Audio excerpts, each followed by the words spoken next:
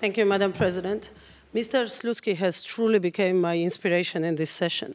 Yes, absolutely, I agree, Mr. Slutsky, with you when you are saying that this is the moment of truth for the Parliamentary Assembly today here.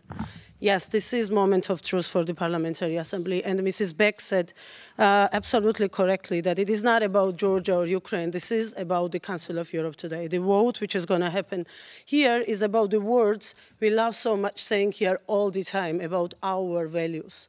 Today, in this vote, we will show whether those values are still there or they are just a matter of words that we are using here all the time.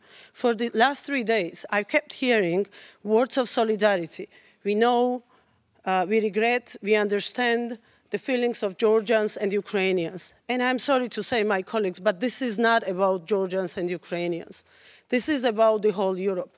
This is about every single European sitting in this room, in this hemisphere, what we are talking here about. When we are talking about the aggression in the middle of the Europe, when we are talking about the bombs falling in the middle of the Europe, this is not about the feelings of Georgians or Ukrainians.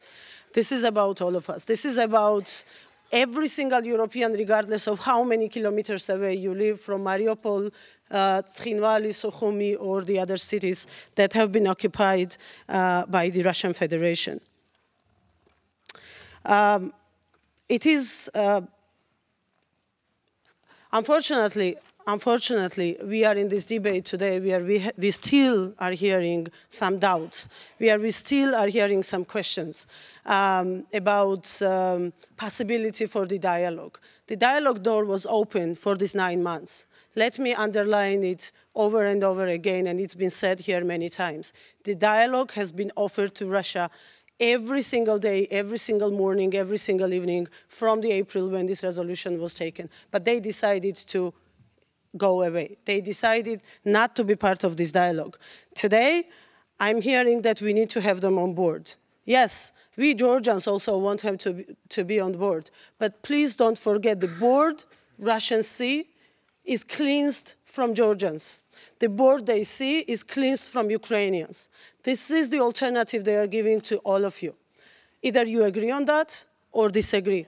Today's vote is going to be answer to that. Whether you want just Russians on board or you want everybody sitting in this room, including Georgians and Ukrainians, on board where this dialogue should take place.